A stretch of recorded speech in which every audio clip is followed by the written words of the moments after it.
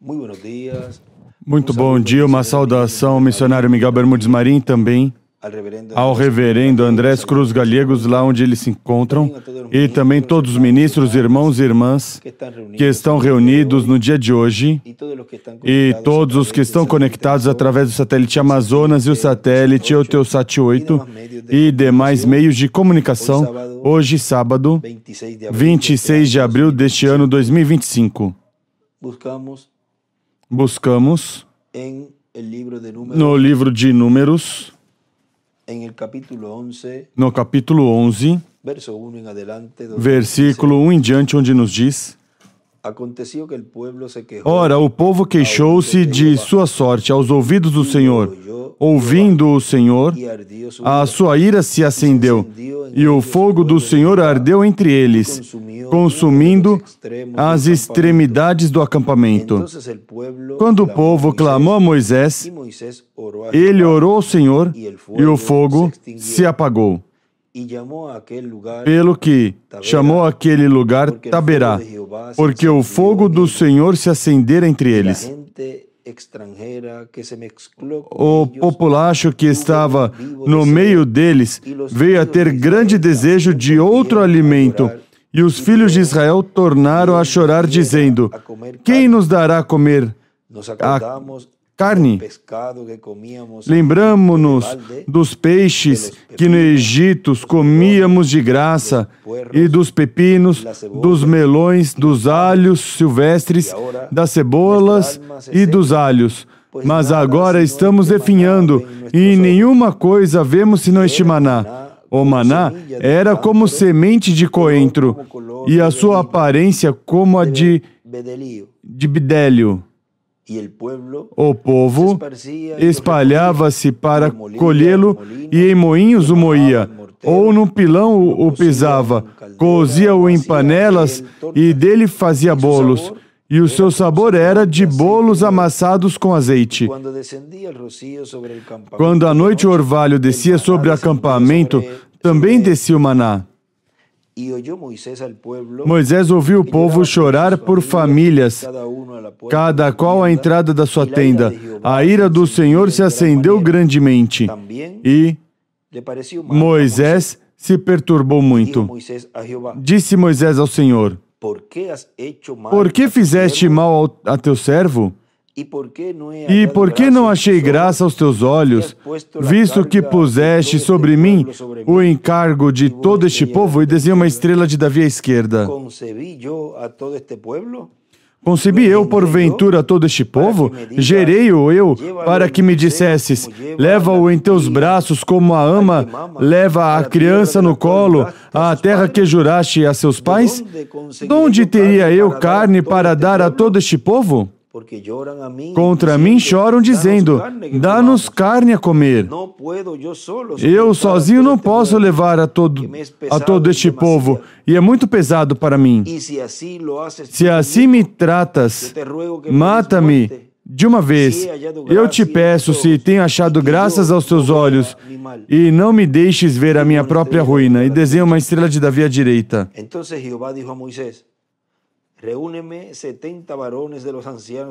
Disse o Senhor a Moisés: ajunta-me 70 homens dos anciãos de Israel, que sabes serem anciãos e oficiais do povo.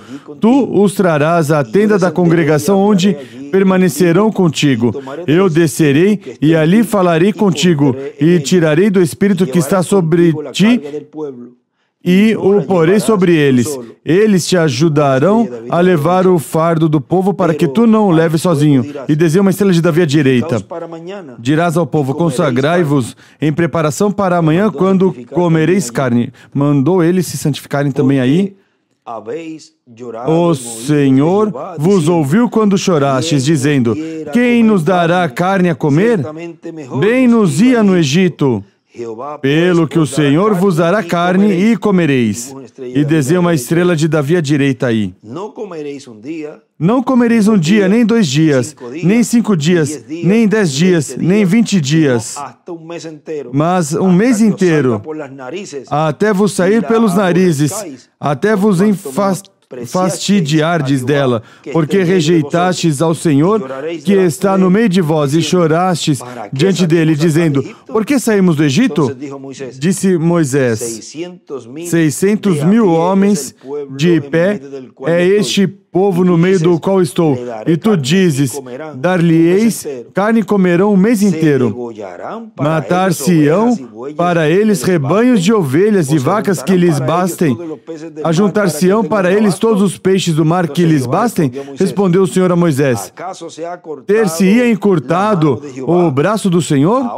Agora mesmo verás se a minha palavra se cumpre ou não. E desenha uma estrela de Davi à direita. Moisés saiu e disse ao povo as palavras do Senhor, e ajuntou 70 homens dos anciãos do povo, e os pôs ao redor da tenda. E então o Senhor desceu na nuvem e lhe falou, e tirou do Espírito que estava sobre ele e o pôs sobre aqueles 70 anciãos. Quando o Espírito repousou sobre eles, profetizaram, porém nunca mais voltaram a fazê-lo. E desenhou uma estrela de Davi à esquerda. No arraial ficaram 2 homens, um chamado Eldade e o outro Medade. Estavam eles entre os inscritos. Mas não tinham ido à tenda. Contudo, o Espírito repousou sobre eles e profetizavam no arraial. Vejam, eles estavam selecionados, estavam escritos, mesmo que não foram ali. Mas Deus os tinha selecionado através de Moisés. Já para Deus, eram do grupo. Estavam escritos por Moisés. E então correu um moço e anunciou a Moisés: Eldade e Medade profetizam no arraial. Josué, filho de Num, servidor de Moisés desde a juventude, disse: Moisés, meu senhor, proíbe-os. Moisés respondeu: tens ciúmes por mim? Oxalá que todo o povo do Senhor fosse profeta, que o Senhor lhes desse o seu espírito. E desenha uma estrela de Davi à esquerda. Depois Moisés se recolheu ao arraial, ele e os anciãos de Israel. A terceira etapa é um rompimento no ministério. Podem sentar, queiram ter a bondade por uns minutos. Na mensagem, guiados pela Arca do Pacto, que foi pregada pelo Dr. William Souto Santiago em 26 de outubro de 2006, nos diz: mas a segunda rocha que representa Cristo em sua segunda vinda não seria para ser crucificado e, consequentemente, Moisés não podia ferir a rocha, mas falar, e a rocha lhe daria águas. Isso está ali em Números, capítulo 20. Essa é a segunda ocasião onde o povo pediu água porque não havia água. Versículo 7 do capítulo 20 de Números diz: disse o Senhor a Moisés: toma a vara, ajunta o povo, tu e teu irmão Arão. Na presença deles ordenai a rocha que dê as suas águas. Assim lhes tirareis água da rocha e dareis a beber ao povo e aos seus animais. E desenha uma estrela de Davi à esquerda.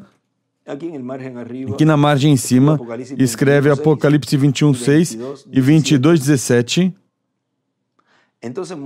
Então Moisés tomou a vara de diante do Senhor como lhe tinha ordenado. Moisés e Arão reuniram o povo diante da rocha e lhes disseram: ouvi agora, rebeldes, porventura tiraremos água desta rocha para vós? Ele escreve à direita aí, parado na brecha. colocado na brecha. Então Moisés levantou a mão e feriu a rocha 2 vezes com a sua vara.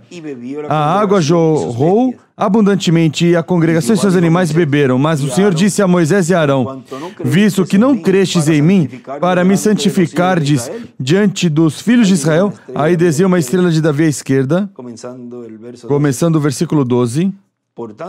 Portanto, não introduzireis este povo na terra que lhes dei. Ele escreve à direita aí: pecado de incredulidade de Moisés e Arão. Estas são as águas de Meribá, onde os filhos de Israel contenderam com o Senhor, que neles se santificou. Agora, continua dizendo aqui o Dr. William Soto. E Moisés, cheio de ira, por causa do povo hebreu, que estava rebelde contra Moisés e, consequentemente, contra Deus, aí Moisés feriu a rocha 2 vezes e trouxe água, mas desagradou a Deus, porque mesmo que trouxe água à rocha, deu água à rocha, não era a forma para a rocha dar água, mas que era falando a rocha. Era pela palavra falada para que desse água ao povo. Na página 123 do livro de citações, parágrafo 1095, nos diz: Moisés, num tempo, desejava ver a Deus e Deus disse que se colocasse na rocha. Moisés se colocou na rocha e viu Deus passar por ali. E suas costas pareciam como as costas de um homem. Deus estava em um redemoinho. E Deus, enquanto Moisés estava em pé na rocha, eu creio que vocês todos viram o retrato ali fora no outro dia. Nós estivemos juntos na mesma rocha. E aqui está essa luz. O anjo do Senhor. Aqui mesmo, onde Pat está em pé. Aí está no boletim agora outra vez. Note o Senhor, e ele escreve YHWH. O Senhor do Velho Testamento é Jesus. E ele escreve YHWH em cima de Jesus. É Jesus do Novo Testamento. Ele é o mesmo Deus, somente mudando sua forma. E à direita desenha uma estrela de Davi, e para cima escreve: a luz, o anjo. E em cima do parágrafo escreve: Moisés desejava ver Deus e viu suas costas. Agora, vejam vocês aqui, Moisés feriu a segunda vinda do Senhor. Ele golpeou a si mesmo. Houve um rompimento até do seu ministério. Porque vejam, na página 13a do parágrafo 127, ele nos diz aí, ele prometeu ali que você conheceria os segredos do coração. Agora a terceira etapa é justamente um rompimento no ministério. Agora, não vou tomar tempo para entrar nisso porque creio que não devo fazê-lo. E ele escreve, em cima aí, a terceira etapa é igual rompimento no ministério. E ele escreve também aqui num lugar, na parte de notas, ele escreve: quando Jesus morreu e desceu ao inferno, em sua terceira etapa, houve o rompimento levítico. A terceira etapa é um rompimento no ministério. Volto e repito, quando Jesus morreu e desceu ao inferno, em sua terceira etapa, houve o rompimento levítico. A terceira etapa é um rompimento no ministério. Agora continua dizendo aqui, O Dr. William Souto Santiago diz, por isso, Deus se encheu de ira contra Moisés e disse que não entraria na terra prometida. Através de Moisés estavam estabelecendo os tipos e figuras da vinda do Senhor e o que aconteceria na sua primeira vinda e o que aconteceria em sua segunda vinda. Portanto, Moisés ali ferindo a rocha 2 vezes, tipifica o mundo religioso que se levantará contra a segunda vinda do Senhor. E será contado como crucificação. Será contada essa rebelião contra a segunda vinda de Cristo como uma segunda crucificação, o qual não será uma crucificação física, mas que será uma rebelião, onde falarão mal contra a segunda vinda de Cristo. Agora, corresponde a outra pessoa entrar à terra prometida com o povo. E Moisés pergunta a Deus, qual será? Pede que coloque uma pessoa, um homem, para que seja o líder do povo, para que o povo não seja como ovelha sem pastor. Há um escrito onde, num caderno que ele escreve, Moisés, saindo do Egito com o povo hebreu para ir à terra prometida. Josué continuou a obra. Em cima de Josué ele escreve ES, ou seja, Espírito Santo, porque Josué lá representa o líder final, o qual está preparando o povo dando a fé de rapto, e é quem introduz o povo, entra o povo à terra prometida. Um tirou, Moisés, Josué entrou, e continua a obra e entrou o povo, fez o povo entrar à terra prometida. E aqui, vejam vocês, esse último líder, que é o Josué, o Espírito Santo, neste tempo final, no meio da igreja, operando os ministérios de Jesus, de Moisés e de Elias, e está encaminhando o povo, continuando a obra. E é esse ministério que introduz a noiva, os escolhidos de Deus, à terra prometida do novo corpo.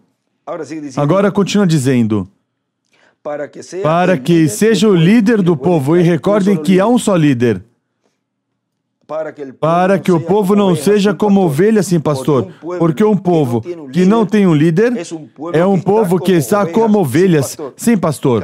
Cada qual caminha conforme a sua própria vontade. Não tem uma orientação. No livro de citações, vejam na página 167 do livro de citações, parágrafo 1488 diz: agora, vocês notaram a cada 3 anos depois de uma grande reunião o que acontece? Uma denominação. Isto já tem 20 anos e nenhuma denominação. Querido Cordeiro Moribundo, que nunca eu faça isso. Se eu me vou nessa geração, que as pessoas que creem nessa mensagem nunca venham aceitar uma denominação. Deus, vocês morrerão ali mesmo. Recordem isso. Na mesma hora que vocês mencionarem denominação entre vocês, não me importa quão sincero vocês forem. E tomem homem por seu líder, vejam. Tome uma pessoa e o assinale. Ou essa pessoa se autoproclame líder. Veja o que acontece a essa pessoa. Tome o homem por seu líder, ao invés do Espírito Santo, para confirmar essa palavra. Essa é a hora que vocês morrem. E ele escreve, desenha uma pedra angular e as eras à esquerda, e em Espírito Santo coloca até a pedra angular, uma flecha, porque é o Espírito Santo neste tempo final, o líder, por meio desse instrumento, o qual o povo está chamado a seguir.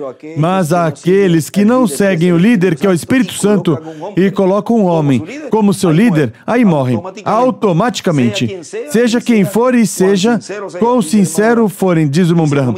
Diz, não me importa quão sincero forem. Vocês tomem homem pelo seu líder ao invés do Espírito Santo para confirmar essa palavra. Essa é a hora que vocês morrem. Para confirmar o quê? Ou seja, para reconhecer essa palavra, que é o verbo, a palavra, neste tempo final, no meio da igreja, em carne. cumprindo as profecias que foram faladas pelo reverendo William Branham. Agora, aí em cima ele escreve, o líder, dois pontos, e escreve Apocalipse 7, versículo 2, 1, versículo 1, 11 do 3 ao 7, 14, versículo 1, 22, 6 e 22, 16. Quem é o líder? É o anjo do Senhor. Quem sempre esteve no meio da sua igreja e neste tempo final está em carne humana. Tão simples assim. E ele escreve aí em cima, um avivamento dura 3 anos. Agora, vejam vocês, diz... Porque um povo que não tem um líder, continua na mensagem, é um povo que está como ovelha sem pastor. Cada um caminha conforme a sua própria vontade. Não tem um guia, não tem uma orientação. Assim também são as pessoas que não se deixam guiar. Não querem estar sob a orientação de Deus, que vem sempre pelo mensageiro desse tempo em que a pessoa vive. E se espalha essa orientação divina por meio dos diferentes ministérios, diferentes ministros. Neste tempo final, esse ministério estão no Verbo encarnado, na palavra, no livro dos selos, página 256, onde nos diz, mas quando nosso Senhor aparecer sobre a terra, ele virá sobre um cavalo branco como a neve e será completamente Emanuel, a palavra de Deus encarnada em um homem. Aí estão todos os ministérios. Nesta página 256 e também na 134 nos fala desse Espírito Santo encarnado no meio da igreja. Esse é o líder. Continua dizendo, e os ministros que não querem estar sob a orientação desse mensageiro, vêm a ser como ovelhas sem pastor.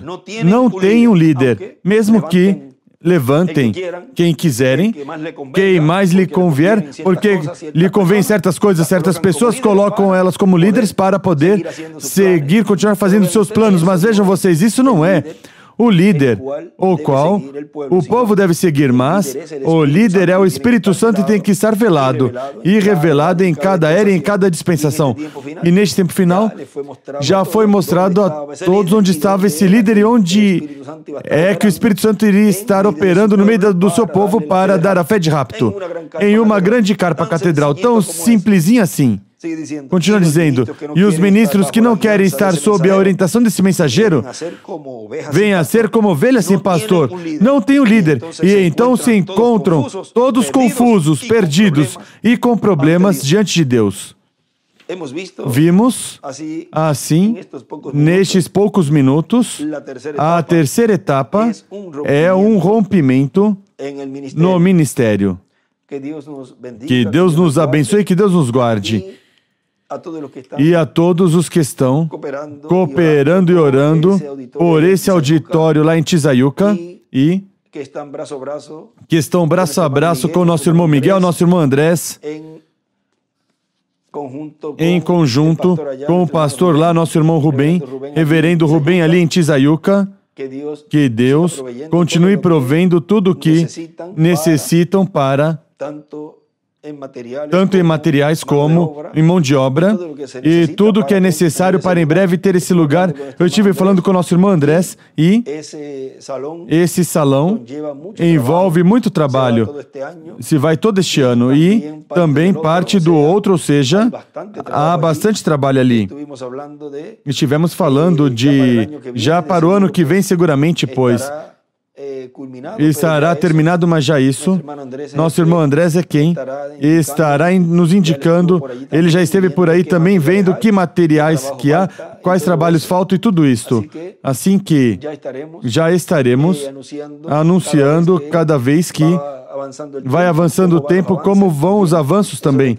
Isso corresponderá ao nosso irmão Andrés, que vai nos anunciando como vão esses avanços e que necessita um empurrão para avançar e tê-lo o mais breve possível esse lugar. E quanto mais rápido, se for feito, pois mais rápido estaremos ali inaugurando esse lugar.